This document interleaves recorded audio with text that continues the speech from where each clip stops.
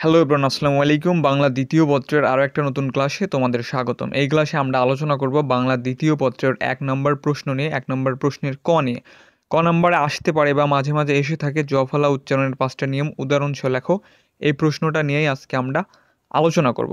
So এই প্রশ্ন যদি আসে আর তোমরা যদি 1 নম্বর প্রশ্নের ক অ্যান্সার করো, সো নর্মালি হচ্ছে উত্তর দিয়ে লেখা শুরু করবা যে জফলা উচ্চারণের 5টা নিয়ম উদাহরণ সহ লেখা হলো নিচে এরকমভাবে হচ্ছে লিখবা। দেন হচ্ছে ক খ দিয়ে 5টা হচ্ছে নিয়ম লিখবা ও পর্যন্ত। দেন হচ্ছে 2টা 3টা করে তোমাকে উদাহরণ দিতে হবে। ম্যাক্সিমাম হচ্ছে 2টা তোমাকে দিতেই হবে, 2টা করে। সো ক নাম্বার নিয়ম আমরা দেখব।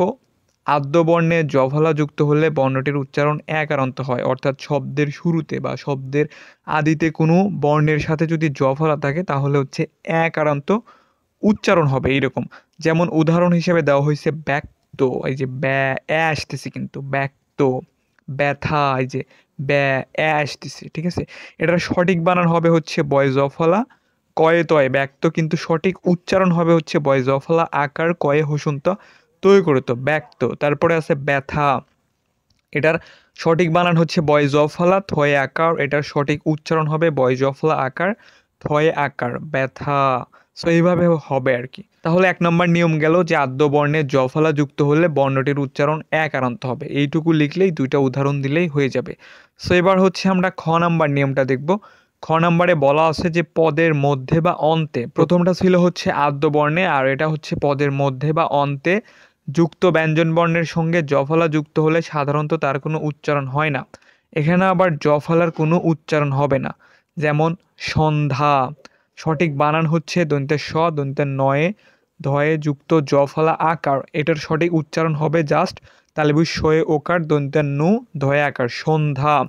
তারপরে আছে হচ্ছে মর্ত, এটার সঠিক উচ্চারণ হবে মো রয়ে হসন্ত তৈরি করতো মর্ত।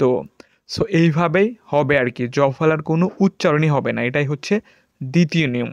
বাংলা দ্বিতীয় পত্রের ব্যাকরণ অংশের জন্য 100% কমন সাজেশন 1 থেকে 7 পর্যন্ত অ্যান্সার সহ থাকবে। লাইক 1-এর ক থাকবে, 1-এর অথবা থাকবে, আবার 2-এর ক থাকবে, 2-এর অথবা থাকবে। এইভাবে সব কিছুই পিডিএফ আকারে থাকবে। আর এই সাজেশন পড়লে তোমার কোনো বই টই পড়া লাগবে না, শুধু সাজেশনটা কমপ্লিট করলেই হয়ে যাবে। পরীক্ষায় নিজে না ভুল করলে এখানে 1 থেকে 7 পর্যন্ত 40-এ 40 পাওয়া সম্ভব এই সাজেশন পড়ে। যারা নিতে চাও মাত্র 100 টাকাতে নিতে পারবা। হোয়াটসঅ্যাপ নাম্বার দেওয়া হলো, এই নাম্বারে যোগাযোগ করবে। 3 নম্বর নিয়মে বলা আছে পদের মধ্যে বা অন্তবর্ণে জফলা যুক্ত হলে তার উচ্চারণ ওকারান্ত হয়। আবার কিছু কিছু শব্দ আছে সেইগুলোর সাথে জফলা যদি যুক্ত হয় তাহলে এর উচ্চারণ হবে ওকারান্ত। যেমন ধন্য, ওকারান্ত হচ্ছে কিন্তু ধন্য, এই যে ও। তারপরে হচ্ছে শস্য, পণ্য। সো এইগুলার হচ্ছে ধন্যর সঠিক বানান হবে ধ দন্তের নয় জফলা, এর সঠিক উচ্চারণ হবে ধৈ ওকার দন্তের নয় হসুন্ত দন্তের নয় গণ্য ধন্য। তারপরে শস্য, এটার সঠিক বানান হচ্ছে তালিবুস শয় জফলা স্বচ্ছ, এটার সঠিক উচ্চারণ হবে হচ্ছে তালিবুস ওকার তালিবুস হসুন্ত তালিবুস গর্ষ শস্য।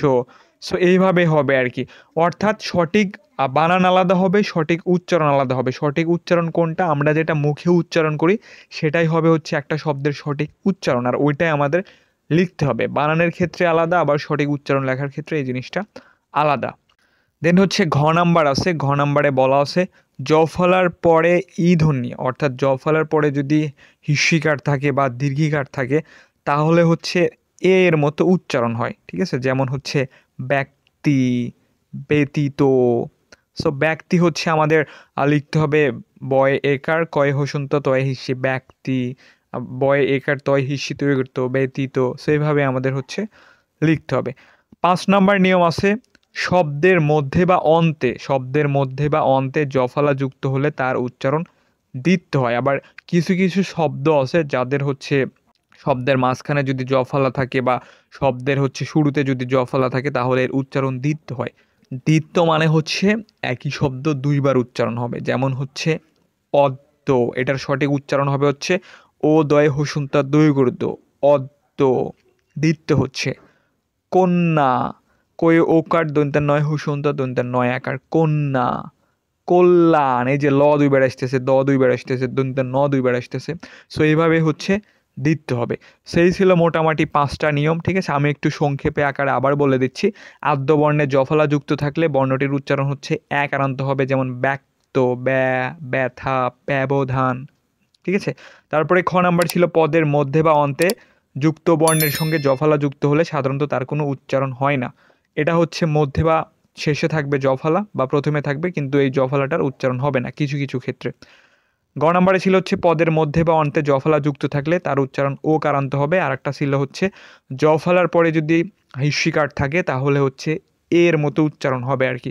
আর একটা ছিল হচ্ছে শব্দের মধ্যে, মানে কিছু কিছু শব্দের মধ্যে বা অন্তে জফলা থাকলে তার উচ্চারণ হচ্ছে দিতে হয়। ঠিক আছে? সো মোটামুটি যদি আসে জফলার নিয়ম, এই 5টা ছোট ছোট নিয়ম লিখে দেন হচ্ছে 2টা 3টা করে উদাহরণ দিলেই হয়ে যাবে। তবে হচ্ছে আমি অনেক ভিডিওতেই বলছিলাম যে এগুলা নিয়ম মুখস্থ করার দরকার নাই, যেমন হচ্ছে একের অথবা পড়লে ভালো হবে, একের ক নাম্বার পড়ার দরকার নাই, তোমার হচ্ছে 5টা নিয়ম লেখা লাগবে, আলাদা আলাদা করে উদাহরণ দিতে হবে, এদিকে সময় বেশি লেগে যাবে। সো এই জন্য হচ্ছে এই বিষয়টা স্কিপ করলে ভালো হবে, একের অথবা পড়লে ভালো হবে। এ ধ্বনির উচ্চারণ, অধ্বনির উচ্চারণ, মফলা জফলা এই বিষয়গুলো এইভাবে মুখস্থ করার দরকার নেই। ঠিক আছে? অথবা পড়াটাই বুদ্ধিমানের কাজ হবে। তবে যারা হচ্ছে পড়তে চাও তাদের জন্যই ছিল এই ভিডিওটা। যারা হচ্ছে পড়তে চাও তারা পড়তে পারো। অনেকের ভালো নাও লাগতে পারে অথবা ভালো লাগতে পারে। ঠিক আছে? সেই ছিল তোমাদের আজকের ভিডিও। ভিডিওটি ভালো লাগলে অবশ্যই একটা লাইক করে দিবে। চ্যানেলে নতুন হতে গেলে চ্যানেলটিকে সাবস্ক্রাইব করে পাশে থাকা ঘন্টা বাটনটি অল করে দিবে। সবাই ভালো থেকো, সুস্থ থাকো, ভালোভাবে পড়াশোনা করো। আল্লাহ হাফেজ।